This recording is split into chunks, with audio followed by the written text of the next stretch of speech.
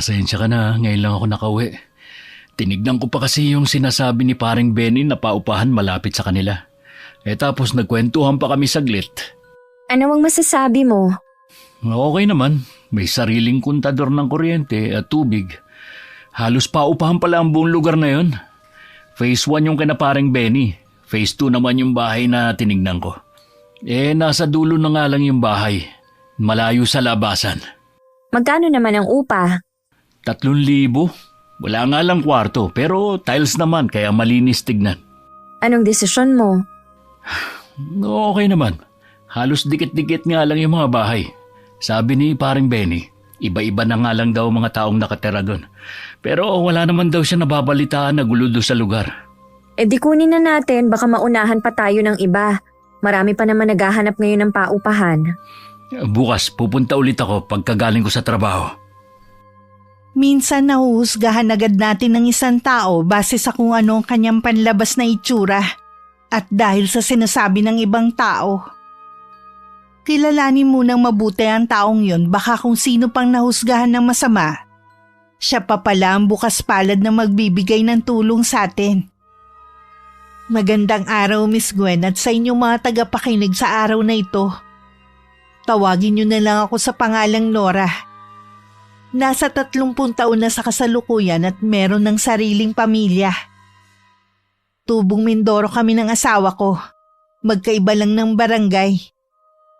Ang ibabahagi kong karanasan ay nung bago pa lang kaming ikasal ng mister ko at nag-uumpisa pa lang na bumuo ng pamilya. Dahil wala pa kaming sariling bahay, nangupahan muna kami pansamantala noon. Nakailang lipat na rin kami ng inuupahan dahil sa isyu sa may-ari. O di kaya sa mismong bahay na tinitirhan namin. Hanggang sa isa sa tinirhan namin ay may karanasan akong hindi ko makakalimutan habang nabubuhay ako. Tama ka nga, Mond. Mas maaliwalas dito kaysa sa dati nating tinitirhan. Sabi ko na magugustuhan mo dito eh. Hindi ka na mahihirapang magigib dahil nandito sa loob yung gripo. Sana mababait ang mga kapitbahay natin. Sabi nga ni paring Benny, halos lahat ng mga nandito umuupa lang. Puro nagtatrabaho sa factory. Ibig sabihin, halos wala ding tao sa mga kapitbahay natin. Ganun na nga. Ay, sana magtagal na tayo sa bahay na to. Nakakapagod na rin kasing magpalipat-lipat eh. Tingin ko naman magtatagal na tayo sa bahay na to. Maupo ka na lang muna dyan. Ako na lang ang bahala sa mga gamit natin. Lagyan na lang natin ng division para may kwarto tayo. Oo nga, para kapag bukas ang pinto hindi tayo kita dito sa loob. Yung bahay ba sa tapat natin paupahan din? Ang laki kasi Parang hindi. Ang alam ko 2 matanda nakatira dyan at bihira lang daw dalawin ng mga anak. Yun ang sabi ni paring Benny Hayun nga yung 2 matanda. Lumabas ng bahay yung babae at yung lalaki naman sa may bintana. Oo nga, sobrang tanda na pala ng itsura nila. Kapag naayos na natin ang mga gamit, pwede naman tayong lumabas para tignan ang paligid. Sige, dito siguro pwede akong maglakad-lakad sa umaga. Sabi nga nila mabuti sa buntisan nakakapaglakad at naaarawan. Alam ko naman yun, kaya lang hindi ako makapaglakad sa dati nating tinitirhan dahil sa mga kapitbahay natin. Kalimutan mo na sila. Hindi mo na naman sila makikita ulit Sandali pa akong dumungaw sa labas ng bintana. Magaan ang pakiramdam ko sa bago naming nilipatan. Alam ko magiging maayos na ang buhay namin dito. Nang tumalikod ako tsaka naman tumingin sa direksyon namin ng 2 matanda na nakatira sa tapat ng apartment. 1 linggo na kami sa bago naming tinitirhan. Nakagamayan na rin namin ang pagtira doon.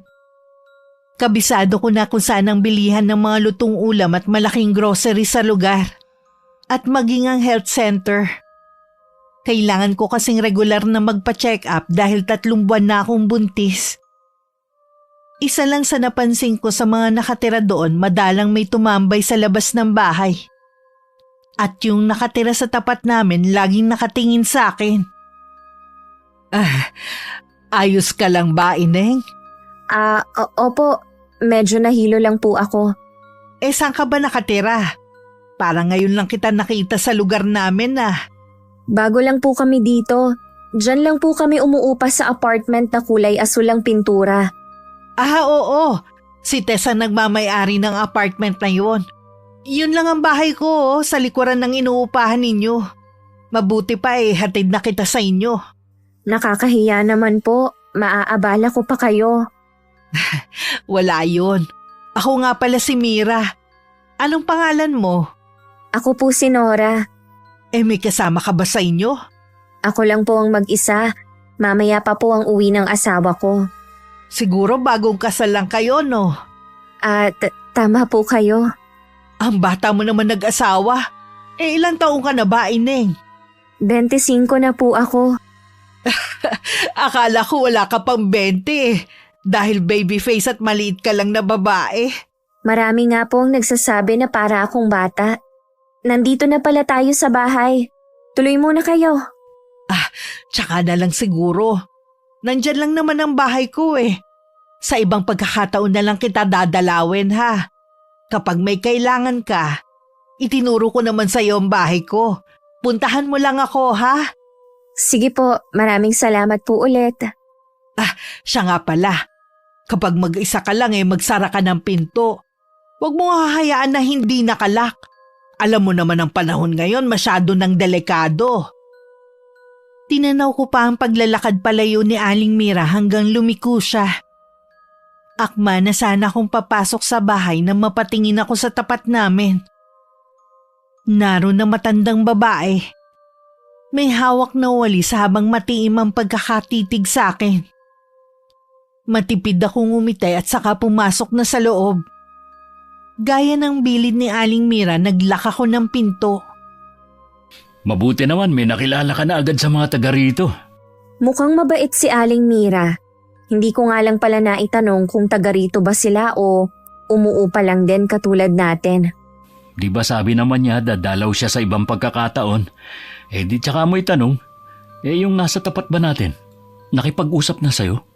Ay, sa tingin ko, hindi pala kaibigan ng dalawang matanda sa tapat natin. Ilang beses ko na silang binati at nginitian. Hindi naman nila ako pinapansin. Hayaan mo na lang. Baka talagang ganun lang sila. Lalo na matatanda na. Napansin ko din, wala masyadong nakatambay sa labas. Kahit nga mga bata, wala akong nakikitang naglalaro Wala rin akong nakikita na dumadaan sa tapat natin. Mukhang naiinip ka na. Ang dami mo na kasi napapansin Tuwing wala na kasi akong ginagawa, lagi akong nasa tapat ng bintana kaya nakikita ko.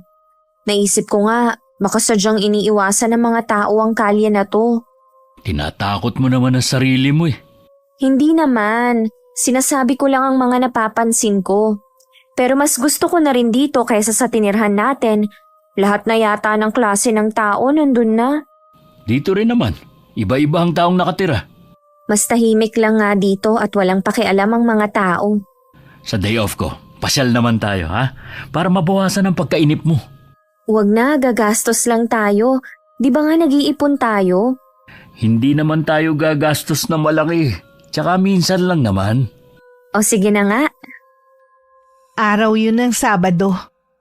Pagkatapos ng almusal namin, tsaka kami lumakad ni Raymond. Paglabas nga namin ng bahay, nasa labas din ng dalawang matanda sa tapat namin. Nakatingin sila sa amin kaya binati namin sila. Pero gaya ng dati, wala silang sagot. Nag-enjoy naman kami sa pamamasyal ng asawa ko at hindi na namalayan ng oras. Gabi na rin kami nakauwi. Habang sakay ng tricycle, nun ko lang napansin na ang papasok sa kalye namin walang ilaw ang poste. Kaya madilim. Paghinto sa inuupahan namin, tsaka naman nagbukas ng ilaw ang bahay sa tapat namin. Halos masilaw nga ako sa liwanag. Kaya nauna na akong pumasok sa loob. Oh, bakit mo hinihilot ang binti mo? Masakit ba? Nangalay lang dahil siguro sa kakalakad natin kanina. Alam mo, may sinabi yung tricycle driver kanina. Ha? Anong sinabi? Pumasok na kasi agad ako Bigla ba namang nagbukas ng ilaw yung sa tapat natin? Bakit daw sa dami ng pwede nating upahan, sa lugar pa daw na ito? Sinabi ba ang dahilan kung bakit? Hindi. Mukhang kinakabahan yung driver eh. Pagkaabot ko nga ng bayad, bigla na lang pinatakbo na mabilis yung tricycle niya. Hindi kaya adik yun? O hindi naman siguro. Baka wala lang magawa kaya sinabi yun. Napansin mo ba? Walang poste banda dito sa atin. Oo nga eh. Kapag nga nakausap mo ulit ang kumpare mo, magtanong-tanong ka tungkol sa lugar na to. Sige, kapag nakita ko siya. Si Raymond na ang naglatag ng higaan namin. Bago ko nahiga sa tabi niya, sinilip ko pa yung bahay sa tapat namin. Nasa labas pa ang mag-asawa at parang may pinag-uusapan. Panaka-naka pa silang tumitingin sa direksyon namin. Ilang sandali pa pumasok na sila sa bahay nila at saka pinatay ang mga ilaw. Kinabukasan, pagkaalis ng asawa ko, naisip kong maglakad-lakad na muna. Nang mapadaan ako sa tapat ng bahay ni Aling Mira, nakangiting tinawag niya ako. Daan ka muna dito, Ineng, kung wala kang gagawin sa inyo. Wala naman po. Naiinip na nga rin ako sa bahay eh. Ang hirap din pala kapag walang makausap. Ay, sinabi mo pa. Kaya nga ako pagtatanim ang pinagkakaabalahan ko eh. Ang ganda naman po ng mga tanim nyo. Ako po kasi hindi nakakabuhay ng halaman. May mga ganong tao talaga. Bibigyan na rin kita para meron kang display sa harap ng inuupahan ninyo. Ang ganda naman po nito. May bulaklak na agad. Maraming salamat po, Aling Mira. Ay, walang anuman, iha. Unang kita ko pa lang sa'yo eh, magaan ang loob ko sa'yo. Ganon din naman po ako sa inyo. Naikwento ko nga kayo sa asawa ko eh.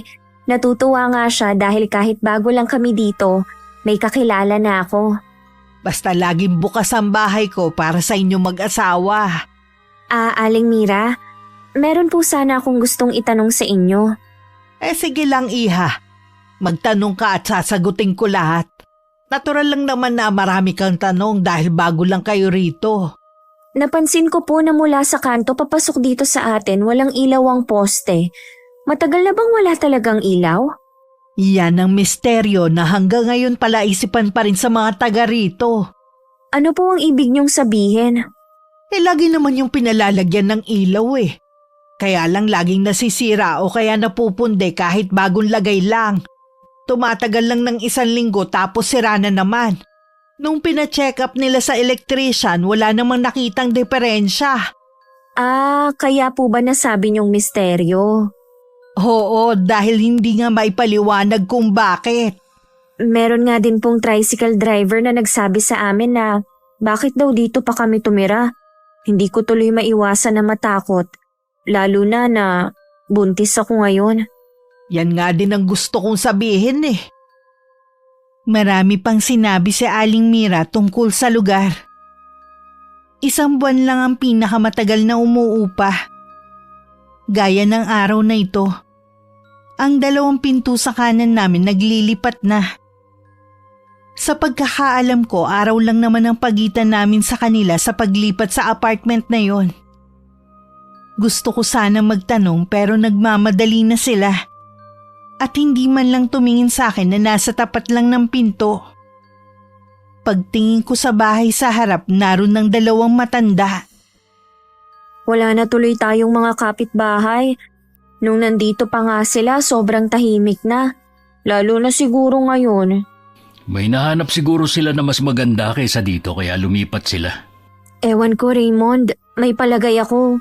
Merong kakaiba sa lugar na to. Bakit mo naman nasabi yan? Hindi ka ba nagtataka sa paligid natin? Kahit araw pa, wala kang taong nakikita sa labas o mga batang naglalaro.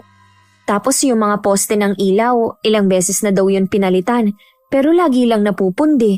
At yung sinabi ng tricycle driver, bakit niya yun sinabi? At sigurado, may alam siya. Ano ngayon ang gusto mong mangyari? Oo, wala. Gusto ko lang maglabas ng saloobin sa'yo. Kung lilipat na naman kasi tayo, baka mahirapan na tayong makahanap ng kasing mura nitong tinitira natin. At saka baka sa paglipat-lipat lang natin maubos ang ipon natin. Tandaan mo, kailangan natin maganda sa panganganak mo. Alam ko naman yun. Hindi ko naman hihilingin sa'yo na lumipat na naman tayo. Kung natatakot ka dito, Siyempre, mas gugustuhin ko na rin na umalis na tayo. Normal lang siguro tong nararamdaman ko dahil sa pagbubuntis ko. Ang bilis kong maapektuhan sa mga nakikita at naririnig ko. Bago pa lang naman tayo rito. Masasanay ka rin sa katahimikan ng paligid natin. Doon kasi sa inalisan natin, umaga't gabi, maingay na yung mga kapitbahay. Oo nga, at saka nalilibang na rin naman ako dahil kay Aling Mira. Gusto ko rin makausap si Aling Mira para makapagtanong na rin. Sa day off mo puntahan natin siya sa kanila. Diyan lang naman sa likod ng bahay niya. Huwag ka sana mag-isip ng kung ano-ano, ha? Baka mamaya kasi may epekto yan sa bata. Oo nga, minsan kasi nakakalimot din ako. Manood ka na lang sa YouTube para malibang ka habang wala ako. Ganoon na nga lagi ang ginagawa ko hanggang makatulog ako Yung bandalawang matanda na kapitbahay natin, nakipag-usap na sa'yo? Hindi na, wala na rin akong balak na kausapin sila, no? Kausapin mo pa rin kapag binati ka. Huwag na lang natin silang pag-usapan, pwede? Okay, sige. Hindi ko nalang binanggit kay Raymond ang tungkol sa mga nalaman ko sa dalawang matanda na nakatira sa tapat namin. Sinikap ko na lang na hindi pansinin ang nakakabinging katahimikan sa paligid na nagbibigay ng kakaibang aura sa tinitirhan namin. Kapag wala akong ginagawa sa amin, tumatambay ako sa bahay ni Aling Mira at pinanonood ng pagtatanim niya. Lalo talaga akong humanga sa galing ng kamay niya sa pag-aalaga ng halaman. Salamat po pala, Aling Mira. Binalaan niyo ako tungkol sa dalawang matanda sa tapat namin. Bala ko pa naman makipaglapit sa kanila. Hindi na ako nagtataka kung sila na naman ang dahilan ng pag-alis ng dalawang tenant sa katabi mong apartment. Una pa lang mabigat na ang loob ko sa kanila Hindi ko rin po gusto ang paraan ng pagtitig nila sa akin. Iwasan mo na lang sila hanggat maaari. Magkulong ka lang sa bahay niyo kung wala ka rin namang importanteng gagawin sa labas. Opo. Siya nga po pala, yung binigay niyong halaman sa akin, 2 na po ang bulaklak. Talaga? Nakakatuwa naman pala. Pangako po na aalagaan kong mabuti ang ibinigay niyo. Iha, maiba nga pala ako. Ilang buwan na ba ang pinagbubuntis mo at maliit tingnan? Magli5 buwan pa lang po ang ipinagbubuntis ko. Kaya pala ang liit ng tiyan mo. Tsaka payat ka rin kasi Hindi ka yata nagkakakain Ang totoo po niyan, tamad akong kumain lalo na po kapag mag-isa lang ako sa bahay. Kung pwede lang sana kitang ampunin na dito ka na lang sana sa bahay ko. Nag-aalala din kasi ko sa iyo Ayos lang naman po ako sa bahay kahit mag-isa ako. Alam ko naman kasi na anumang oras, pwede akong lumapit sa inyo. Basta wag mong kalilimutan ng sinabi ko tungkol sa dalawang matanda na yon. At kahit kailan, wag na wag kang maniniwala sa sasabihin nila. Opo, hindi ko naman nakakalimutan ang sinabi ninyo. Inimbita ko ni Aling Mira na kumain ng tanghalian sa bahay niya. Pinaunlakan ko na rin siya dahil sa pamimilit niya. Kung sa bahay wala akong ganang kumain nang makasalo ko may edad ng babae, ginanahan akong kumain. Hindi ko alam ang pangalan ng lahat ng putahin na niluto niya. Pero masarap lahat. Pagkatapos na masaganang tanghalian, nakaramdam naman ako ng antok. Uuwi na sana ako pero pinigilan ako ni Aling Mira. Sa papag na lang daw nila ako matulog. Dahil sa nararamdaman kong antok, pinagbigyan ko na siya. Nagising na lang ako dahil sa mga kagat ng lamok sa braso ko. Madilim na rin sa labas. Napabangon na ako at saka hinanap ang ginang pero wala ito. Alam ko nasa bahay na si Raymond, kaya nagmadali na akong umuwi. Saan ka ba nang galing? Muntik na akong pumunta kay na kapitan para magpatulong na hanapin ka. Pasensya ka na, Mond. Napahaba kasi yung tulog ko kina Aling Mira Ano? Natulog ka sa ibang bahay? Bakit kailangan pang makitulog? May sarili naman tayong bahay. Hayaan mo muna ako magpaliwanag. Kanina kasi pauwi na ako dapat. Inimbita ako ni Aling Mira na sa bahay niya kumain ng tanghalian. Ang sarap kasi ng mga ulam niya. Kaya naparami ang kain ko. Tapos yun na nga, inantok ako at nakatulog na. Napakahaba naman yata ng tulog mo. Alam mo ba kung anong oras na? 8:00 na ng gabi. 1 oras na kitang hinahanap. Bakit kasi hindi mo ko pinuntahan kina Aling Mira? Alam mo naman na doon lang ako pumupunta. Nanggaling na ako doon. Walang ilaw at saradong-sarado. Akala ko walang tao eh. Nagising nga ako na madilim at wala si Aling Mira eh. Nagmadali na nga rin ako na umuwi dahil naisip kita. Sa susunod nga, dalin mo lagi ang cellphone mo. Tinatawagan rin kita pero nandito pala sa bahay. Pasensya na ha kung napag-alala kita. Hindi na to mauulit. Dapat lang naman kasi na maging responsable ka. Oo na nga eh. Kanina pa nga ako humihingi ng pasensya pero ayaw mo pa rin tumigil. Nag-aalala na nga ako sa'yo. Ikaw pa naiinis dyan? Ipinaliwanag ko na ang nangyari, di ba? Di tapos na, magpahinga na lang tayo. Hindi mo man lang ba ako tatanungin kung kumain na ako? Bakit pa? Sigurado naman ako na hindi ka pa kumakain. Dahil nasanay ka na pagdating kakain na lang. Nawalan na rin ako ng ganang kumain. Ikaw na lang ang magluto kung nagugutom ka. Natigilan naman si Raymond. Hindi siguro siya makapaniwalang sasabihin ko yun sa kanya.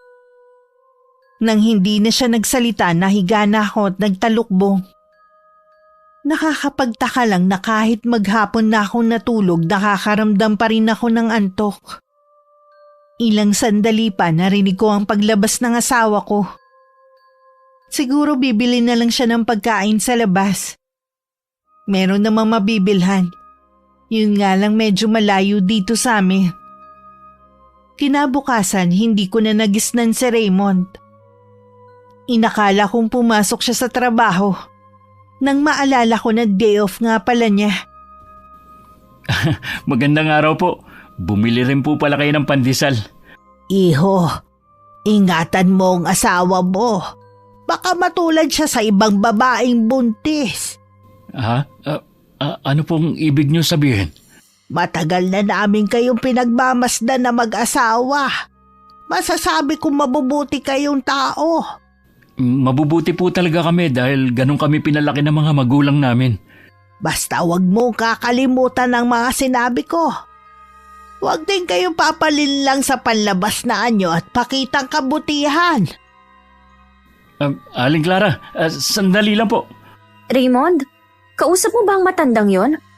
Anong sabi? Nakasabay ko lang sa pagbili ng pandesal, kaya binati ko na. Anong napag-usapan nyo? Ang sabi sa akin, ingatan daw kita. Siguro nalaman niya na hinahanap kita kagabi. Mula ngayon, huwag ka nang makikipag-usap sa kanya.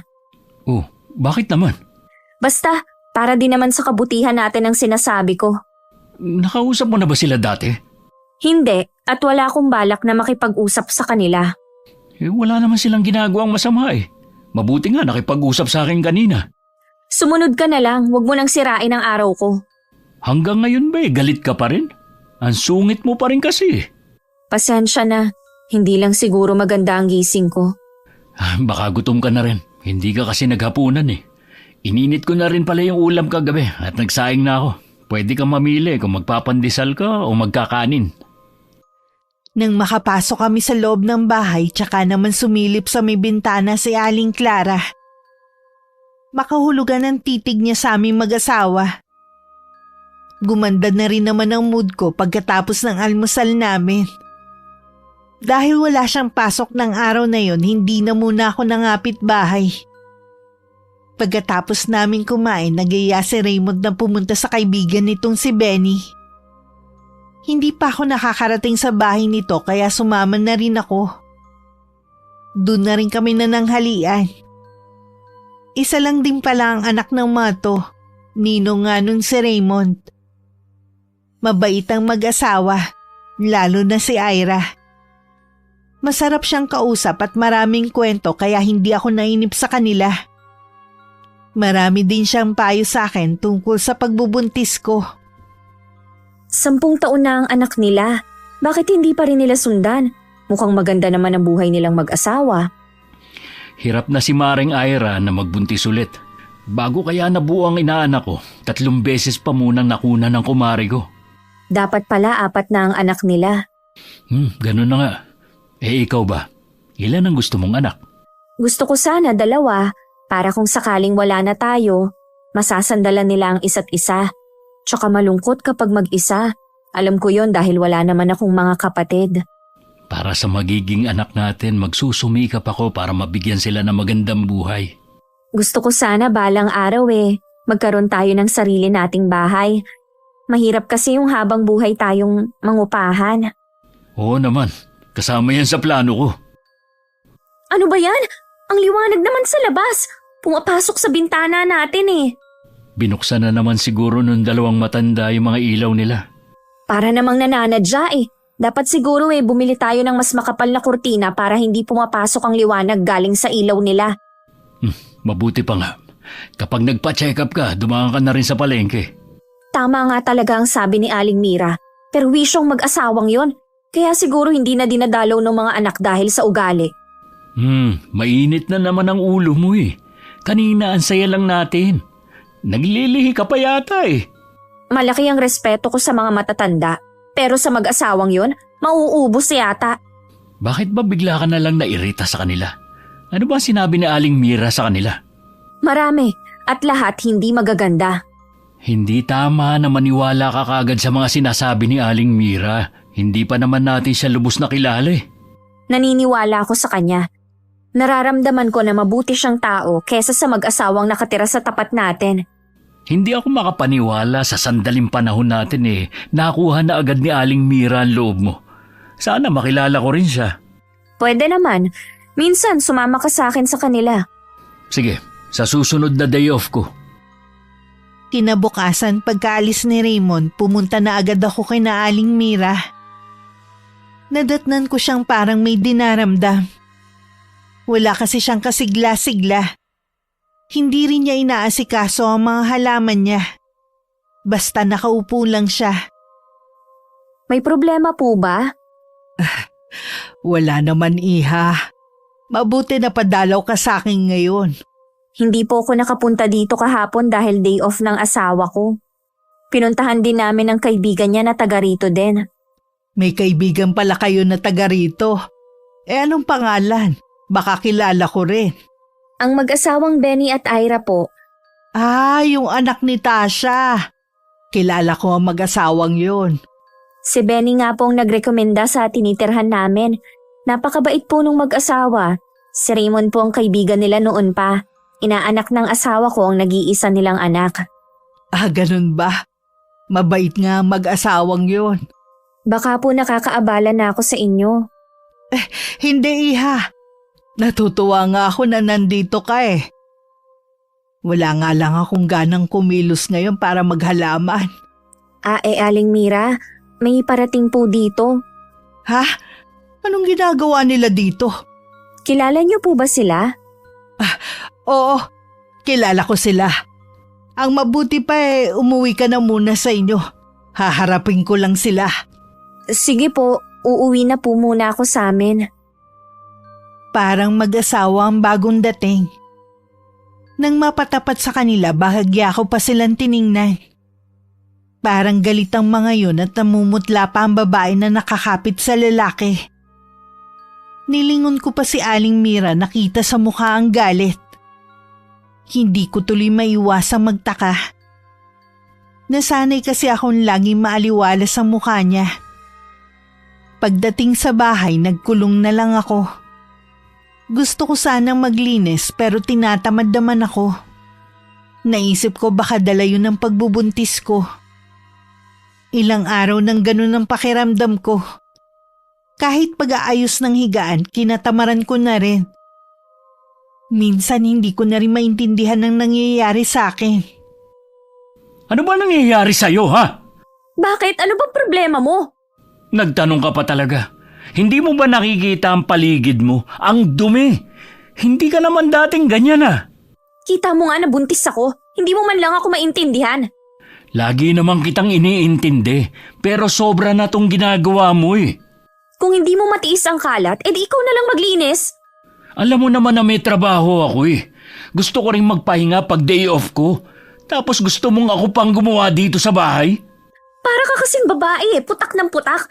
Lagi ka nalang galit kapag uuwi.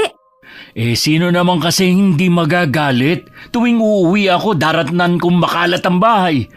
Nagagawa mo naman maglinis dati. Bakit ngayon hindi na? Tama na nga. Pagod ka na nga pero may gana ka pang magalit. Baka dahil sa'yo malasin ang bahay na to. Pasalamat ka, buntis ka. Dahil kung hindi... Kung hindi, ano? Anong gagawin mo?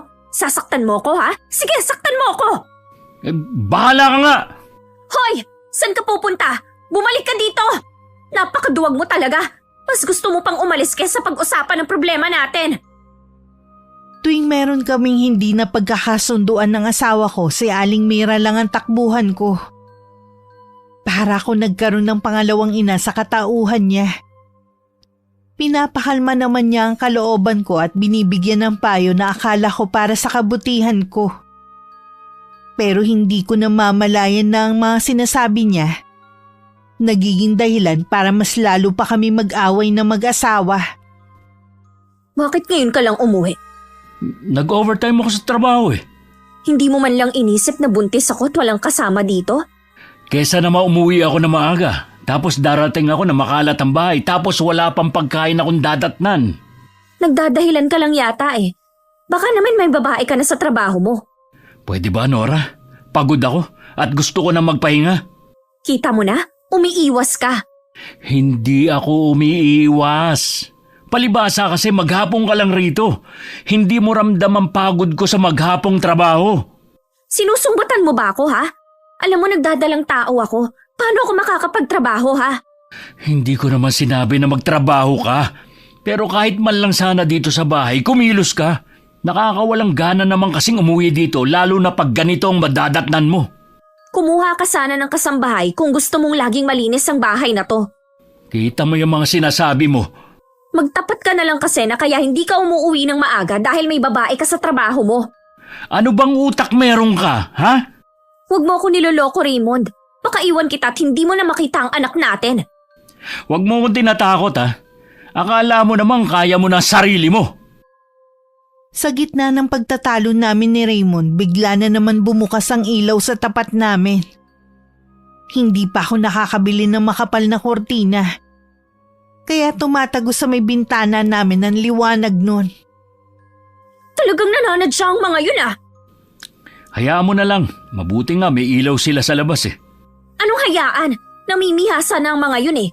Hindi porke tayong umuupa, lagi na lang tayong makikisama. Baka naingayan sila sa pagtatalo natin kaya nagbukas ng ilaw. Wala akong pakialam kung naiingayan man sila sa pagtatalo natin. Nandito naman tayo sa loob ng bahay natin, ah. Uy, saan ka pupunta? Gabi na, bumalik ka nga rito.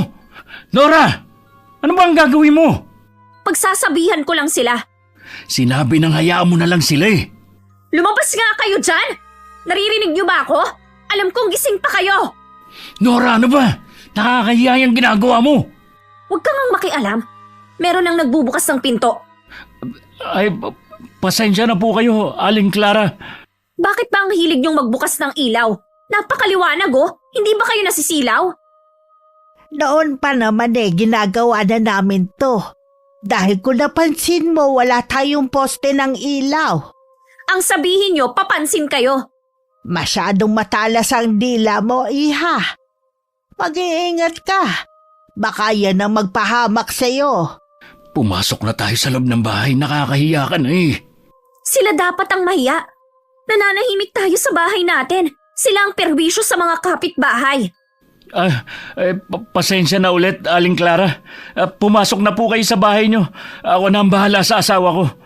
Huwag mong hayaan na ikaw ang kontrolin ng asawa mo, iho. Anong sinabi mo? Hayaan mo na.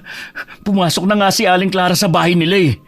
Nakakabuisit ang matandang yon. Ano ba nangyayari sa'yo, ha? Pati matanda pinapatula mo. Wala ka ng respeto. Hindi pa rin humupa ang galit ko. Lalo pa nga yung tumindi dahil sa kapitbahay namin. Mula rin ng gabing yun, lagi na kami nagtatalo tuwing umuwi siya galing trabaho. Kahit anong sabi kong hindi niya kailangan mag-overtime, hindi ko pa rin siya mapigilan. Dahil si Aling Mira lang ang nakakausap ko, sa kanya lang ako lagi dumadaing. Tama nga ako. May ibang babaeng kinalolokohan ng asawa mo kaya bigla siyang nagbago. Ganun naman talaga ang lalaking nagloloko eh. Madalas na babae ang hinahanapan nila ng butas para hindi sila mabuko sa ginagawa nila. Ano pong gagawin ko, Aling Mira? Hindi ko po kayang mawala siya. Ang lalaki kasi kapag nabaling na sa iba ang paningin nila, mahirap na ulit makuha ang loob. Lahat po gagawin ko para bumalik ulit sa akin ang asawa ko. Mabuti nga hindi ka pa niya iniiwan eh. Yung iba nakikisama na talaga sa kabit nila. Hindi niya magagawang sumama sa babaeng yun. Oras na malaman ko kung sino ang kabit niya. Umanda sa akin ang babaeng yun. Huwag ka lang magsawa na kumprontahin siya. Aamin din ang asawa mo kapag napagod na sa kakatanggi. Paano po kung umamin nga siya na may ibang babae? Anong gagawin ko? Eh di ireklamo mo sa barangay na magtanda. Parang nakakahiya naman po yun. Baka sabihin naman nila, problemang mag-asawa ay kailangan ko pa bang isumbong sa kanila? O di kaya pumunta ka sa trabaho niya. Hulihin mo siya sa akto. Parang mas okay po yan. Sapat nang mapahiya sila sa harap ng maraming tao. Huwag kang magpapaape dahil lang wala kang trabaho. Hindi po talaga. Salamat po sa inyo ha. Kahit papaano gumagaan ang pakiramdam ko. Dahil may nasasabihan ako ng problema ko. Sabi ko nga sa'yo para nakitang anak. Siya nga pala. Kumusta yung dalawang matanda sa tapat nyo? Nasugod ko nga pala sila nung gabi na nag-aaway kami ni Raymond. Mag-iingat ka sa kanila. Ayoko sanang sabihin to pero palagay ko kailangan mo na rin malaman para mas lalo ka mag-iingat. Ano pa po ang alam niyo tungkol sa kanila? Usap-usapan na to noon pa man. Yung si Aling Clara daw gumagamit ng itim na karunungan. Sumagi kasi sa isip ko na baka dinadasalan niya si Raymond para lumayo sa'yo. Hindi na po nakakapagtaka. Sa itsura pa lang nila, mukha na silang mangkukulam. Huwag mong babanggitin kahit kanino ha. Kahit pa sa asawa mo tungkol sa sinabi ko sa'yo. Minsan na kasi kung pinagbantaan ng mag-asawang yun eh. Huwag po kayong mag-alala. Wala akong sinasabi sa asawa ko. Lahat ng sinasabi niyo sa akin hindi lumalabas. Salamat. Alam ko mapagkakatiwalaan ka talaga. Alam ko naman po kasi na meron talagang itinatago ang mag-asawang yun. Kahit hindi niyo pa sabihin sa akin. Huwag kang basta pupunta sa bahay nila. Baka pati yung dinadala mo dasalan din nila. May alam po ba kayong pangontra para hindi nila masaktan ang magiging anak ko? Magtatanong ako sa isa kong kakilala. Patuloy pa rin sa pag-uwi ng gabi si Raymond. Katwiran pa rin niya dahil sa overtime. Pero hindi ako naniniwala. Nang hindi na ako nakatiis, pinuntahan ko na siya sa trabaho niya. Nag-eskandalo ako at pinaiya siya sa harapan ng mga kasama niya. Kahit ganun ang ginawa ko, hindi pa rin siya umamin. Sira na ba ang ulo mo? Ha? Bakit pumunta ka sa trabaho? Dahil sa ginagawa mong panloloko, araw-araw akong nalolokas na sa pag-isip. Sinabi ko na sa'yo na wala akong babae. Sinungaling! Hindi ako naniniwala sa'yo. Alam ko na may babae ka. Bakit hindi ka pa kasi umamin? Wala nga sabi akong babae. Puro trabaho lang iniisip ko para sa inyo na magiging anak natin. Ito ngang pagbubuntis ko ang dahilan kung bakit ka nang bababae. Umamin ka na kasi! Wala akong aaminin sa'yo dahil wala naman talaga. Galing ka na sa trabaho. Wala ka naman nakita na kasama kong babae, di ba? Magaling ka lang kasing magtago.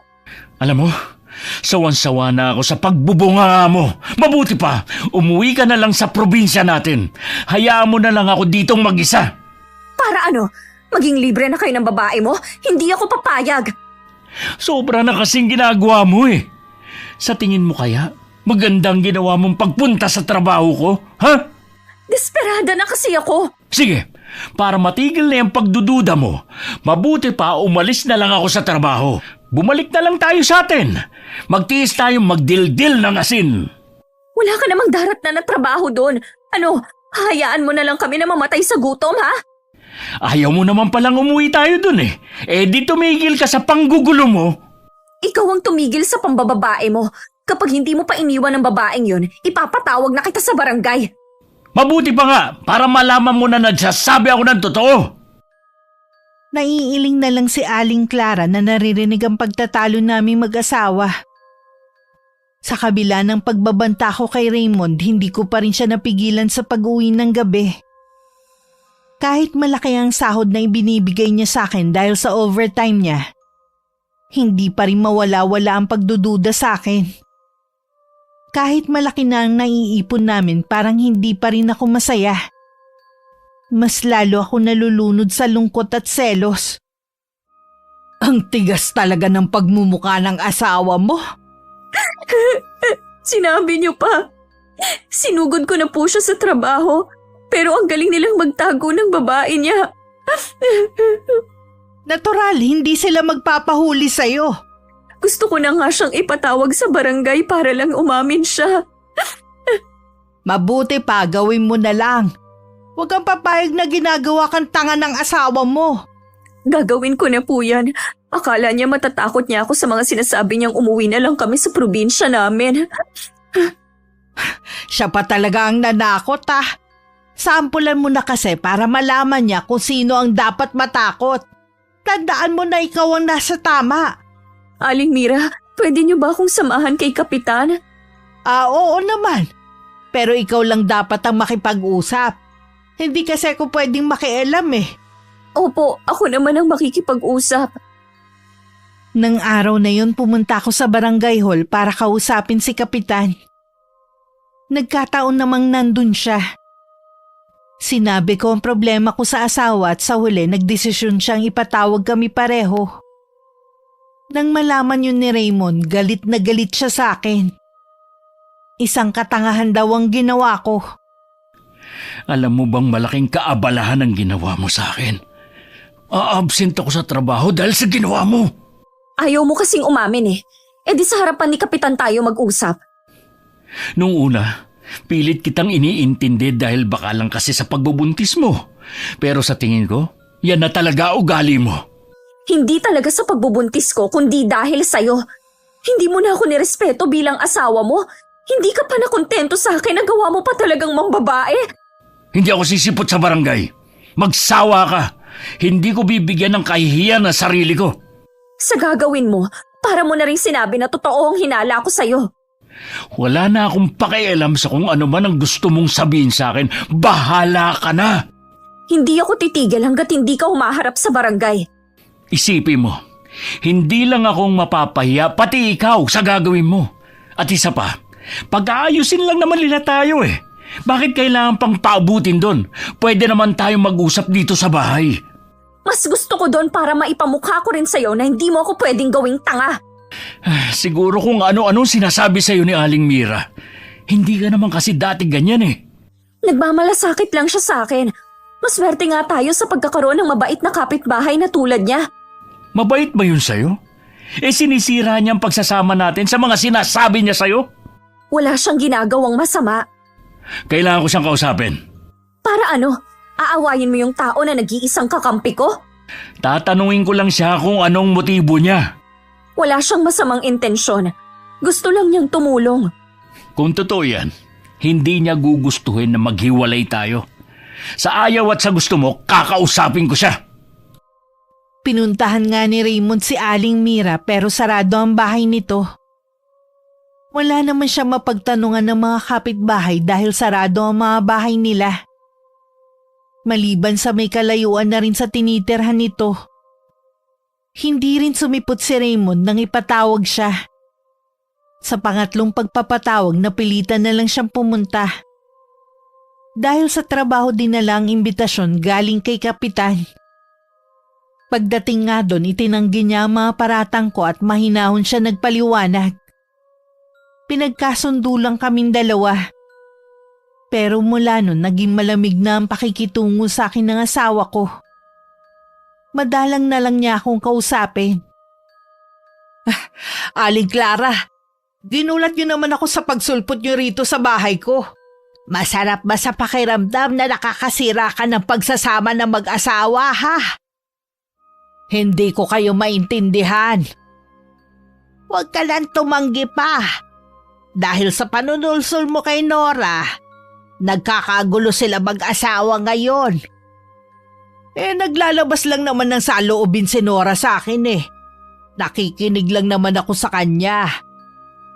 Kung wala kang masamang motibo, sana tama ang pinayo mo kay Nora. Puro kabutihan niya po ang sinasabi ko sa kanya. Hindi ko na problema kung ayaw niya makinig sa akin. Tigilan mo na ang ginagawa mo. Baka pagsisihan mo yan balang araw. Hindi niyo na ako matatakot pa. Matanda na kayo at mahina. Yan ang akala mo. Huwag mo sabihing hindi kita binalaan. Dahil sa ginagawa sa aking pambabaliwala ni Raymond na baling sa online sugal ang atensyon ko. Si Aling Mira din na nag-udyok sa akin na magsugal para makalimutan ko ang ginagawa sa akin ng asawa ko. Ang ginamit ko doon yung ipon namin para sana sa panganganak ko. Nagbabaka sakali din kasi ko na baka madoble o matriple yun. Gusto ko kasing lumaki ang ipon namin para pwede na kaming bumalik sa probinsya at magnegosyo na lang. Hindi na niya kailangan pang bumalik sa trabaho. At hindi na rin sila magkikita ng babae niya. Pero hindi ko inaasahang matatalo ako ng sunod-sunod. Hanggang mapansin ko na ubos na pala ang pera namin. Naskampu yata ako, Aling Mira. Ni minsan kasi hindi pa ako nanalo eh. Naubos na ang ipon namin ni Raymond. Hindi yun scam. Talaga yatang malas ka sa sugal eh. Ano po ang gagawin ko? Sigurado na magagalit si Raymond kapag nalaman niyang naubos na ang ipon namin. Ang maipapayo ko lang sa'yo, magsugal ka ulit ng isa pang beses. Malay mo bumalik ang natalo sa'yo. O di kaya mas dumoble pa. Wala na po akong perang hawak. Paano pa po ako tataya? Di ba malapit na ang sahod ng asawa mo? Gamitin mo ang pera na yun. Kapag natalo pa po ako, wala nang matitira sa amin. Yun lang ang tanging paraan na naiisip ko para mabawi mo lahat ng perang naipatalo mo. Kapag bumalik at mas malaki pa ang pera na yun, siguradong matutuwa ang asawa mo. Baka kapag negosyo na kayo sa inyo gaya ng plano mo. Tama po kayo. Nararamdaman ko naman na mananalo na ako sa pagkakataong ito. Ganyan dapat. Laging positibong mag-isip. Nung sumahod si Raymond, lahat ng perang ibinigay niya itinaya ko. Pero ganun na lang ang panlulumo ko nung matalo ako ulit. Nakaramdam din ako ng takot. Wala na rin kasi kaming bigas at sa isang araw na rin ang bayaran ng bahay. Bigla ko rin naalalang hindi pa pala ako nakakabayad ng ilaw at tubig namin. Agad akong pumunta ka na Aling Mira pero wala siya sa bahay nila. Ilang sandali pa ako naghintay baka sakaling may pinuntahan lang at pabalik na rin. Pero hanggang sa mainip ako at umuwi na lang. Sa mga oras na yun, takot na nangingibabaw sa akin kung paano ko haharapin ang galit ni Raymond. Oh, bakit walang ilaw? Ngayon lang ba nag-brownout? Naputulan tayo kanina. Ha? Paano nangyari yun? Di ba nasa iyo yung pambayad? Nakalimutan ko kasing magbayad eh. Huwag mo sabihin pati tubig nakalimutan mo rin. Oo eh. Pambihira ka naman talaga oh. Alam mo, importante ang mga yun eh. Ako na lang magbabayad bukas. Bigay mo na lang yung pera. Idadaan ko bago ako pumasok sa trabaho. Ano nga palang ulam? Hindi pa ako nakakapagluto. Ha? Bakit hindi ka nagluto? Naubusan na rin ba tayo ng gas? Wala na kasi tayong bigas at wala rin akong perang pambili ng ulam natin. Ha? Ano ka mo? Di ba kabibigay ko lang sa'yo na sahod ko? Naubos agad eh. Wala na rin tayong pambayad ng renta ng bahay. Yung ipon natin? Naubos na rin yun. Paano naubos? Alam mo, nagpapakahirap ako sa trabaho para makapag-ipon para sa panganganak mo. Anong ginawa mo sa pera? Ipinansugal ko. Akala ko kasi mapapalago ko eh. Kailan ka pa natutong magsugal? Saan ka nagsusugal? Sa online, hindi mo kasi ako pinapansin kaya doon nabaling ang atensyon ko. Hindi ko naman alam na malululong ako eh. Kasalanan ko na naman. Puro na lang ako sinisisi mo sa mga mali mong desisyon. Patawarin mo ko. Hindi ko naman sinasadya eh. May babalik pa ba ng paghingi mo ng tawad ang perang pinaghirapan ko? Ha? Hindi ka talaga nag-iisip kahit kailan. Siguro si Aling Mira na naman ang nagsulsul sa'yo na magsugal. Wala ka ba talaga sariling pag-iisip, ha? Anong gagawin natin ngayon? Matutulog ba tayong gutom? Gumagawa naman ako ng paraan.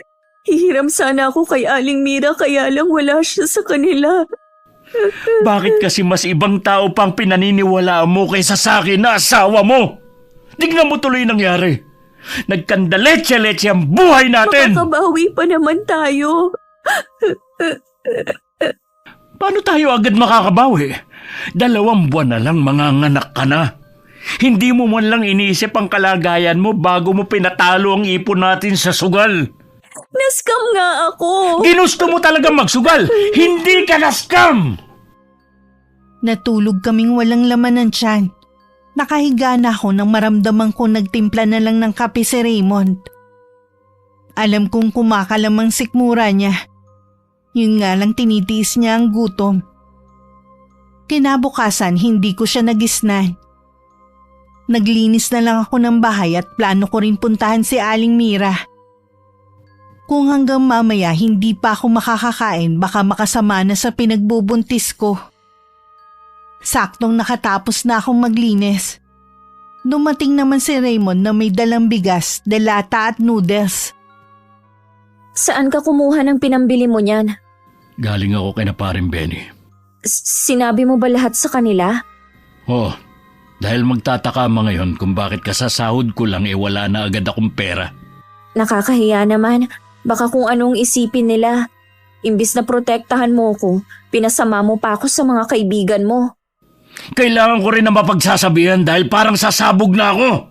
Hindi mo man lang inisip ang kahihiyan natin. Ngayon ka pa nahiya. Samantalang nung pinabarangay mo ko, hindi mo man lang inisip ang kahihiyan ko, ang nararamdaman ko. Alam mo naman ang dahilan ko kung bakit ko yun ginawa. Napatunayan mo ba kung may babae ako? Di ba hindi naman? Magtatrabaho ako para maibalik yung pera natin.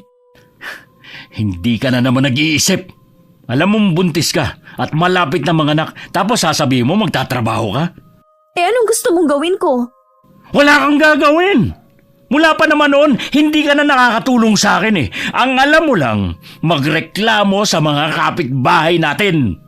Inaamin ko naman ang mga pagkakamali ko. Hindi mo kailangang ipamukha sa akin na wala akong silbi. Mula ngayon, hindi ka na hahawak ng pera ko. Ano? Naging asawa mo pa ako kung hindi mo naman sa akin pahahawakin ang pera mo. Wala na akong tiwala sa'yo. Baka kung saan mo padalin. Hindi na nga ako magsusugal ulit. Natuto na ako sa pagkakamali ko. Wala akong nagawa sa desisyon na yun ng asawa ko. Kasalanan ko naman talaga. Alam kong nahihirapan din siya kung saan kukuha ng pera na pambayad ng upa. Sa lahat ng pinagdadaanan ko, si Aling Mira pa rin ang nagiging sandalan ko. Buo pa rin ang tiwala ko sa kanya. Pasensya ka na kung wala akong may tutulong sa'yo, ha? Hindi naman lingid sa'yo na umaasa lang ako sa mga anak ko eh. Dito ka na lang kumain. Dun man lang makatulong ako sa'yo. Naiintindihan ko naman po kayo. Sa totoo lang duda ko sa desisyon ng asawa mo na hindi ka napahawakin ng pera. Baka ginamit lang niyang dahilan yun parang kabit na niya ang humawak ng sahod niya. Nagugulahan na po ako, Aling Mira. Huwag kang pumayag, lalo na mga anak ka na. Isa pa nga po yan sa inaalala ko. Plano kasi namin sa ospital ako manganak para hindi ako mahirapan. Naubos na po ang ipon namin. Hindi ka dapat binibigyan ng alalahanin ng asawa mo. Pero ano tong ginagawa niya? Binibigyan kanya ng sama ng loob. Siya nga ang dahilan kung bakit ka nalulung sa sugal eh. Sa tingin ko po, lalo nang lumalayo yung loob sa akin ni Raymond, baka dahil lang sa magiging anak namin kaya hindi pa niya ako iniiwan. Para hindi ka agrabyado, kunin mo sa kanya ang sahod niya. Ipagpilitan mo sa kanya ang karapatan mo bilang asawa. Opo, gagawin ko po yan. Ganyan nga. Kailangan maging palaban ka. Huwag kang papayag na maging sunod-sunuran lang sa kanya. Hindi ko rin po maiwasan na sisihin ang sarili ko sa nangyayari. Wala kang kasalanan. Yan ang itanim mo sa isip mo. Walang dapat sisihin kundi si Raymond. Dahil sa mga panunulsol sa akin ni Aling Mira, lalong lumakas ang loob ko para ipilit ang karapatan ko. Kaya nang sumapit ang araw ng sahod ni Raymond, sinabi ko sa kanya na kailangan ko pa rin hawakan ng sahod niya. Pero hindi siya pumayag. Nagkaroon ulit kami ng matinding pagtatalo. Bakit pinipilit mo na ikaw ang humawak ng sahod ko? Para ano? Itaya mo na naman sa online sugal na yan? Karapatan ko bilang asawa mo na hawakan ang sahod mo. Bakit kasi ayaw mo ibigay? Siguro mas gusto mo na yung kabit mong humawak, no? Wala akong kabit! Kahit itanong mo pa kay Maring Ira, magkasama kami sa trabaho. Sa tingin mo kaya hindi yun magsusumbong sa'yo, ha? Magkasama kayo ni Ira? Oo, kaya imposible ang sinasabi mo. Alam mo ba, kilala nila si Aling Mira. Sulsulera daw talaga ang matandang yun. Marami ng sinirang relasyon dahil siguro sa inggit. Hindi yan totoo. Mabait si Aling Mira. Matagal ko ng mga kaibigan sina Ira at Benny. Sa tingin mo kaya magagawa nilang magsinungaling sa akin, ha? Ikaw kasi, utu-utu ka. Pinakitaan ka lang ng kabaitan, naniwala ka naman agad. Hindi naman yan pinag-uusapan natin eh, kundi ang sahod mo na gusto kong akong hahawak. Kapag pinagpilitan mo yung gusto mo, iiwan kita. Hindi mo magagawa yan. Paano ang anak natin? Siya na lang ang dahilan ko para hindi ka tuluyang hiwalayan. Kaya kung ako sa'yo, tigilan mo ng pakikinig sa matandang yun. Kung iniisip mo na iiwasan ko si Aling Mira, nagkakamali ka. Siya na lang ang nakikinig sa akin. Kung gano'n mamili ka, ako o ang sulsulerang matandang yun? Bakit kailangan mo akong papiliin pa? Alam mong naiinip ako dito sa bahay at siya lang ang tangi kong nakakausap. Mula nang makilala mo siya, ang laki na ng pinagbago mo. Kaya kailangan mong mamili. Nang hindi ako nakapagsalita, lumabas siya ng bahay.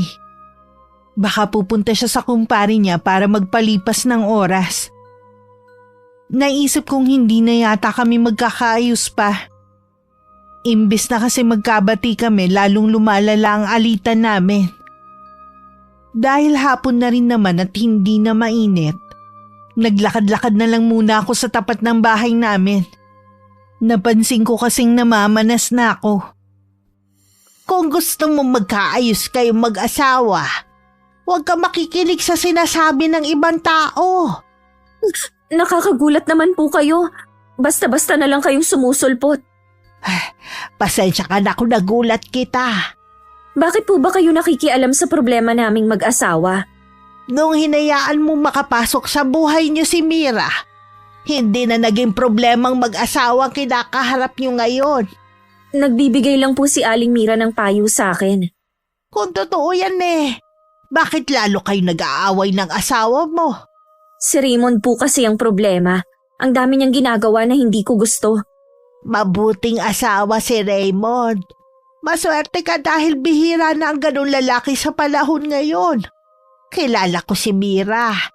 Wala siyang hinangad kundi kasamaan sa kapwa niya. Huwag kang palinlang. Pasensya na po. Bigla kasing sumakit ang tiyan ko. Papasok na ako sa loob ng bahay. Sandali lang. Kung ako sa'yo pumunta ka na sa ospital. Hindi maganda ang lagay ng dinadala mong sanggol. Hindi ako nakinig kay Aling Clara. Nahiga na lang ako baka sakaling mawala rin ng sakit. Pero nung tanghali na lalong tumitindi ang kirot. Kaya ko pa naman maglakad kaya pinuntahan ko si Aling Mira para magpasama sa ospital. Nakikita naman niyang nahihirapan na ako pero nagdahilan siya na may importanteng gagawin. Pagkatapos pumasok na siya sa loob ng bahay niya, hindi ako makapaniwalang basta na lang niya ako iiwan. Wala akong nagawa kundi umuwi na lang. Malapit na ako sa bahay nang maramdaman kong dumidilim na ang paningin ko.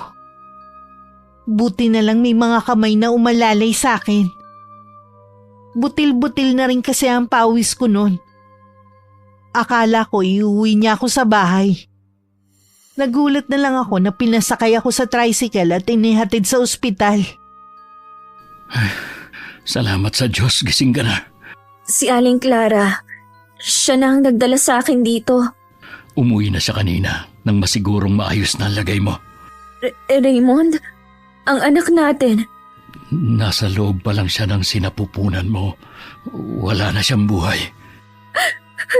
Patawarin mo ako. Hindi ko naingatan ang baby natin. Kasalanan ko lahat.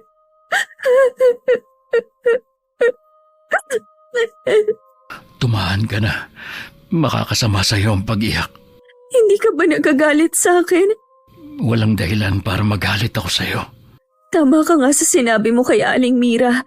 Hindi man lang niya ako tinulungan kanina. Para bang iniiwasan niya ako?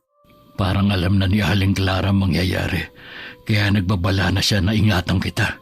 Hindi ko lang kasi sineryoso ang sinabi niya. Malaki ang utang na loob ko kay Aling Clara. Sa kabila ng mga nagawa kong kasalanan sa kanya, siya pa talagang nagmalasakit sa akin. May pagkakataon ka pa naman para bumawi sa kanya. Maging mabait ka na sa kanilang mag-asawa. Oo, magiging mabait na ako sa kanila. Hihingi din ako ng tawad sa inasal ko sa kanila noon. 2 araw pa kami sa ospital. Sinabi rin ni Raymond na dinala ni Aling Clara ang sanggol nung umuwi ito. Ang matanda na lang daw ang bahalang maglibing. Pagdating sa inuupahan namin, nakaramdam na naman ako ng matinding lungkot dahil sa pagkawala ng anak namin. Nang masiguro namang pwede na akong iwan, pumasok na sa trabaho si Raymond. Kayo po pala, Aling Clara. Kumusta ka na? Dinalhan nga pala kita ng bulalo. Ayos na po ako. Salamat po sa dala ninyo. Nag-abala pa talaga kayo. Wala yun, iha. Mainam yan para makahigop ka ng sabaw. Salamat din po pala sa pagdadala ninyo sa akin sa ospital. Hindi ko po sukat akalain na kayo pa ang tutulong sa akin. Papunta ka pa lang kay Mira, sinundan na kita. Alam ko naman kasing hindi ka niya tutulungan eh. Oo nga po. Hindi nga po ako makapaniwala. Kahit nakikita na niyang nahihirapan na ako, pinagsarhan pa rin niya ako ng pinto. Ingatan mo ang sarili mo, ha? Mas matindi pa sa panganganak ang nangyari sa'yo. Baka mabinat ka. Opo, tatandaan ko po ang sinabi ninyo. Huwag ka na ulit papalin lang kay Mira. Kahit magtanong ka sa mga taga rito, siya talagang iniiwasan ng mga taga rito. At hindi kami mag-asawa. Alam ko marami siyang paninirang sinabi tungkol sa amin. Pasensya na po kayo kung nahusgahan ko na agad kayo. Ang sakit pa ng mga sinabi ko. Kalimutan mo na. Hindi naman ako nagtatanim ng galit sa kapwa ko eh. Siya nga pala. Ibalik mo na kay Mira ang halaman na ibinigay niya sa'yo. Nababalot pa rin ako ng lungkot. Pilit ko lang itinatago kay Raymond. Nagpapalakas na rin ako para makapagtrabaho. Gusto ko kasing makaipon para maibalik sa asawa ko ang perang naipatalo ko sa sugal. 2 linggo na rin ang nakakalipas nang maisipan kong puntahan si Aling Mira. Naabutan ko siyang naghahalaman. Ibinaba ko sa harapan niya mismo ang halamang ibinigay niya noon. Nora, ikaw pala. Bakit dala mo ang halaman na yan? Ibinabalik ko na po sa inyo. Sa'yo na yan. Hindi ko naman binabawi eh. Kung alam ko lang po na magdadala ng kamalasan ng halaman na yan, hindi ko na po sana tinanggap. Ano bang sinasabi mo dyan? Hindi niyo man lang ba ako kukumustahin? Kumusta ka na? Mukhang maayos na naman ang lagay mo ngayon ah. Salamat kay Aling Clara na hindi nagdalawang isip na tulungan ako at dalhin sa ospital. Alam ko nagtatampo ka sa akin dahil hindi kita tinulungan noon. Sana naman maintindihan mo ko. Masama din kasi ang pakiramdam ko ng araw na yun eh. Kilala ko na po kayo. Inalam ko na sa mga taga rito ang tunay niyong ugali. Kahit na wala ang anak namin ni Raymond, salamat na rin at nakilala ko na kung anong tunay niyong kulay. Nagkakamali ka. Hindi mo pa ako lubusang kilala. Hindi niyo na po ako mapapaniwala sa pagkukunwari niyong kabaitan. Tandaan mo, Nora. Ilang beses din kitang pinatuloy sa bahay ko at pinaghandaan ng makakain. Sana tumanaw ka rin ng utang na loob. Muntik niyo na rin sirain ang pagsasama naming mag-asawa. Hindi ko nakasalanan kung madali kang mapaniwala sa mga sinasabi ko. Nagpapasalamat na rin po ako sa inyo dahil hindi nakakainip ang pagtira namin dito sa lugar na to. Siguro aalis na rin kayo gaya ng iba. Wala po kaming balak na umalis ng asawa ko, gaya ng mga ginawa niyo ng masama. Bukas pa rin naman ang bahay ko kung gusto mong bumalik at makipagkwentuhan. Huwag na po kayong umasa. Nawala ng mabait na aura nito. O baka ako lang ang nakakakita dahil yun ang gusto niyang paniwalaan ko. Bigla ko tuloy na alala ang mag-asawa noon.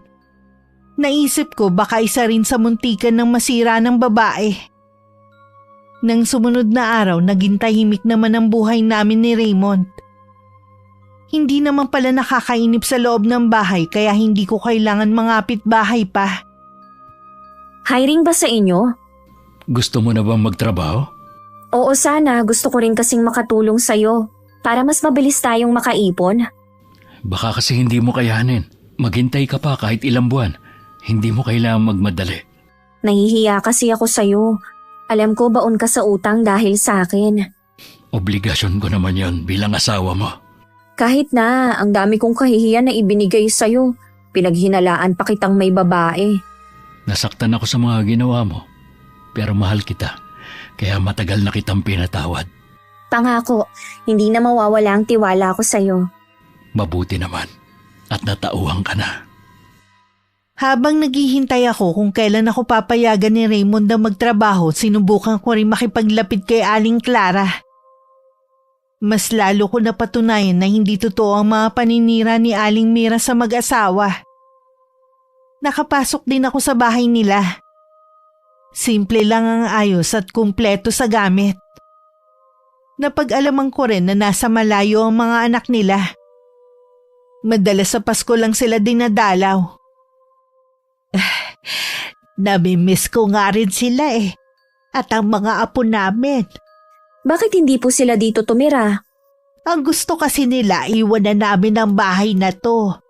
At sa isa naming anak na nag-aalok na doon na kami tumira. Yun naman po pala, mas masarap pa rin po kapag sama-sama ang isang pamilya. Ang totoo niyan, pumayag na kami ni Pancho. Kaya lang nag-aalangan akong umalis. Bakit naman po? Kapag umalis kami, wala nang poprotekta sa inyo. Ano pong ibig niyong sabihin? Nasisiguro kong gaganti sa inyo si Mira. Kilala ko siya. Maitim ang budhi ng taong yun. Ni katiting yata nakabutihan, wala ang babaeng yun Kaya po ba nakakaalis sa mga tenant dito dahil sa inyo? Pinoprotektahan niyo din sila. Oo, iha. Pagkatapos nila mailigtas sa kapahabakan, mas pinipili na lang nila lumayo dahil sa payo ko. Dapat po siguro umalis na lang din kami ni Raymond sa lugar na to. Hindi ka basta makakalayo, iha. Nararamdaman ko may dasal na siya sa'yo nung pang nagbubuntis ka. May alam po ba si Aling Mira sa itim na karunungan? Oo, iha. Namana niya yun sa kanyang namayapang ina. Na ako naman na nagturo. Kilala niyo po pala ang nanay niya? Itinuring kong parang nakababatang kapatid ang kanyang ina. Hindi ko lang inaasahan na sa masamang paraan niya gagamitin ang kaalaman na ipinagkaloob ko sa kanya. At gayon din si Mira. Hindi na po kaya magbabago si Aling Mira? Hindi na, iha. Kailangan ko na siyang harapin. Kahit sa kanya lang maubos ang lakas ko. Ano po ba ang pwede kong maitulong sa inyo? Ipagdasal mo na sana matapos na ang kasamaan ni Mira. Hindi ko maiwasan makaramdam ng lungkot at pag-aalala para kay Aling Clara. Hindi na bago sa amin ni Raymond ang tungkol sa mga taong may kaalaman sa karunungang itim. Ang ilan nga sa kanila ginagamit talaga para manira at pumatay ng tao, kapalit ng pera.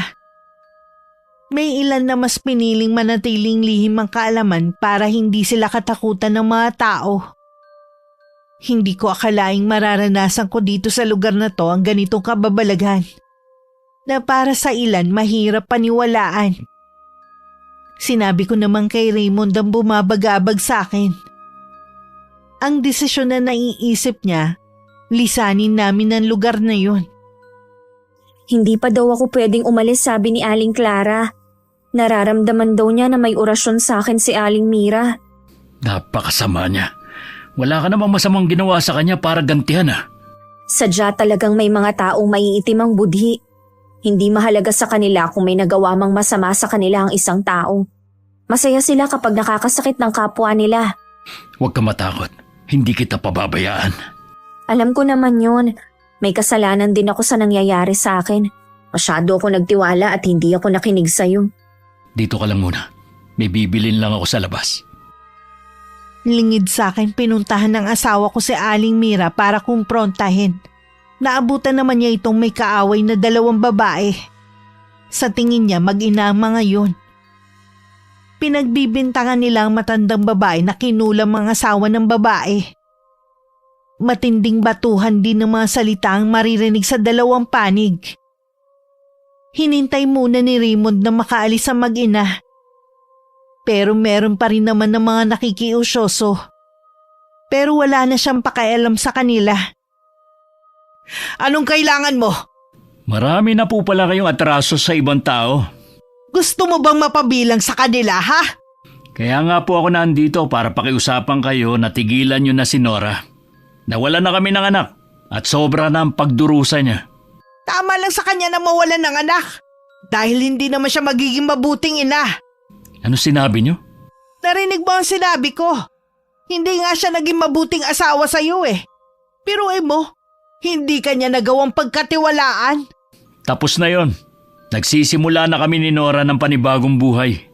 Hindi ko hahayaan na maging masaya kayong 2. Habang ako malungkot na nag-iisa. Hindi namin kasalanan kung nag-iisa lang kayo sa buhay at malungkot. Tanungin nyo muna ang sarili nyo kung bakit nga ba kayo nag-iisa ngayon sa buhay. May mga tao kasing hindi makontento sa kung ano lang ang kaya kong ibigay. Ang sabihin nyo, sa sobrang sama nyo kaya walang makatagal sa inyo. Sige, pareho kayo ng asawa mo magdurusa sa gagawin ko. Kabado man, hindi na lang pinansin ni Raymond ang pagbabanta ng matandang babae.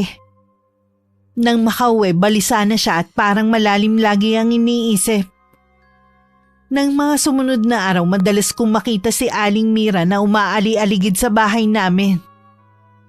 Kapag nakita niya akong nakasilip sa may bintana, bibigyan niya ako ng nakakatakot na titig. Ang takot na nararamdaman ko ay unti-unting napapalitan ng galit. Bumabalik kasi sa akin ang ginawa niyang panlilinlang at ang pagkawala ng anak namin ng asawa ko. May bigla rin ako naisip ng magandang gante para dito. Tinaon kong nasa trabaho si Raymond bago ko pinuntahan si Aling Clara sa kanila. Alam kong masama ang gusto kong mangyari. Pero sa tingin ko yun lang ang solusyon. Tama bang narinig ko? Gusto mong ipakulam si Mira? Tama po. Nitong nakaraang araw ko lang din po naisip na baka meron siyang inilalagay sa pagkain dahilan para makunan ako noon. Regular naman po kasi ako nagpapacheck up. Wala naman silang nakikitang diferensya sa sanggol sa sinapupunan ko. Posible rin ang sinasabi mo. Sa anak mo tumalabang sumpa na para dapat sa'yo. Gusto ko pong iganti ang nangyari sa anak ko. Kayo lang pong makakatulong sa akin. Nakikiusap po ako para niyo ng awa o... O sige, pagbibigyan kita. Tandaan mo lang, ang anumang masamang hangarin sa kapwa, may balik to sa'yo. Hindi man ngayon, Pero sa mga susunod na panahon. Alam kong nakakatakot ang sinasabi ni Aling Clara sa pwedeng mangyari sa akin. Pero nabubulag ako sa galit at pagluluksa dahil sa pagkawala ng anak namin ni Raymond. Bago ko umuwi, nangako si Aling Clara na gagawin na nito ang matagal na dapat niyang ginawa. Nung gabing yun, binuksan na naman ni Aling Clara ang lahat ng ilaw nila sa labas ng kanilang bahay. Kung dati naiinis ako, ngayon hindi na. Tumatambay pa nga ako sa labas para tingnan lang ang mga ilaw. Mabuti nagbukas sila ulit ng ilaw. Ang dilim naman talaga sa parting to eh. Oo nga, tsaka baka sa susunod na mga araw hindi na magbubukas ng ilaw ang mag-asawa. Ibinebenta na kasi ang bahay na yan at sa anak na nila sila titira. Malulungkot ako kapag umalis na sila. Sa edad din kasi nilang yon. Tama lang nakasama na nila mga anak nila. Lalo na si Ma'am Pancho na mahigit 80 na. Konting panahon na lang ang natitira sa kanila. Bakit kasi ngayon lang tayo naging malapit sa kanila? Sana noon pa. Siguro ayaw din nila maging malapit sa atin. Kaya parang hindi nila tayo pinapansin noon. Alam kasi nila, naaalis na rin sila sa bahay na yan. Mas naiintindihan ko na sila ngayon. Siya nga pala. Nakausap ko kanina si Ira. Baka daw gusto mong magtrabaho sa garment. Mas madali daw ang trabaho dun. Oo ba? Kapag nandito kasi ako sa bahay, lalo lang ako nag-iisip. Malapit lang yun sa pinapasukan ko. Pwede kitang ihatid muna bago tumuloy sa trabaho. Pakisabi kay Ira, salamat kamo Personal mo na lang siyang pasalamatan kapag nagkita kayo. Nag-aalala din kasi siya sa'yo eh. Baka daw matulad ka sa kanya noon. Ano bang nangyari sa kanya? Nung ilang beses kasi siyang nakunan, nagkaroon siya ng depression dahil lagi lang siyang nasa bahay. Pagkatapos ng gawain bahay, lagi na lang siya nag-iisip. Hindi pala maganda yun. Kaya nga nagtanong-tanong siya sa mga kakilala kung saan hiring na magaan lang ang trabaho. Ang bait nilang mag-asawa. Maswerte ka sa pagkakaroon ng mga kaibigan na tulad nila. Kaibigan mo na rin sila. Parang kapatid na ang turingan namin. Kaya ganon din sila sa'yo. Nang mga oras na yon, habang nag-uusap kami ni Raymond, nagsasagawa na pala ng orasyon si Aling Clara. Hawak ang itim na libreta niya. Makailang ulit niyang binigkas ang mga salitang nakasulat sa pahina ng libro na hawak niya. Ang huling kandilang itim na nasa harapan niya, sinindihan na niya.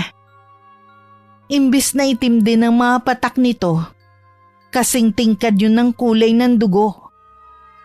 Sa bahay ni Aling Mira, hindi naman siya mapakali.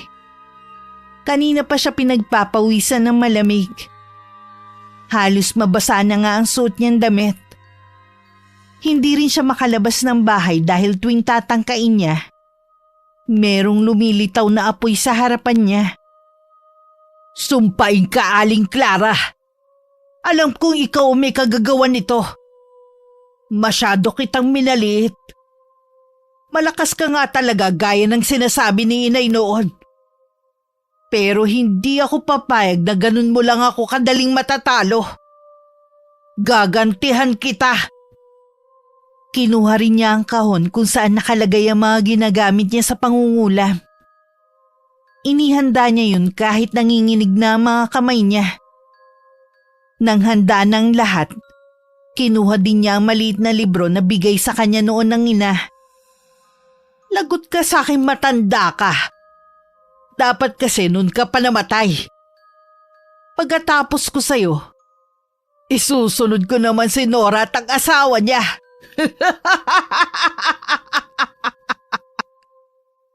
Bago ko magsimula sa bago kong trabaho, pinuntahan ko muna si Aling Clara sa kanila. Pagpasok ko, nakita ko na nakahanda na ang mga gamit nila. Nakaramdam naman ako ng lungkot dahil alam ko anumang oras aalis na silang mag-asawa. Aalis na po ba kayo? Bukas susunduin na kami ng anak kong lalaki. Sa bahay niya kami tutuloy. Bukas na rin po magsisimula ang trabaho ko. Hindi na pala tayo magkikita. Anumang oras pwede kayong pumunta sa bahay na lilipatan namin. Ibibigay ko sa iyo ang address mamaya. Mag-iingat po kayo lagi ni Mang Pancho. Sa sandaling panahon na nakilala ko kayo, napatunayan ko po kung gaano kayo kabuti. Mag-iingat rin kayo ni Raymond ha. Magtiwala ka lang sa asawa mo. Ikaw lang ang babaeng mamahalin niya habang buhay, gaya ni Pancho. Opo, hindi na po ako magdududa sa kanya dahil lang sa sulsol ng ibang tao. Huwag niyo na rin alalahanin si Mira. Hindi na niya kayo magugulo pa kahit kailan. Siya nga pala. Isuot mo tong kwintas na to. Protection yan laban sa mga iba't ibang elemento. Sa mga taong may inggit at pinagbabalakan ka ng masama. Makakatulong yan lalo na mag-uumpisa ka na sa trabaho mo. Iba-ibang tao makikilala mo doon. Maraming salamat po sa inyo, Aling Clara. Nagumpisa na akong magtrabaho noon nang makatanggap si Raymond ng masamang balita tungkol kay Aling Mira. Natagpuan daw ang wala ng buhay na katawan nito sa likod ng bahay niya. Inuuod na raw at napapaligiran ng mga bangaw. Marami ang nagsabi na bago ang araw na natagpuan nito, nakita pa nila ang babae na naglalakad na parang wala na sa sariling katinuan. Sa tabi ng bangkay nito ay ang mga ginagamit niya sa pangungula. Dahil tingin ng mga tao kampon siya ng dyablo, hindi pinayagan ng mga kaanak nito na maipasok ang labi nito sa loob ng simbahan. Hindi rin ito nabindisyonan.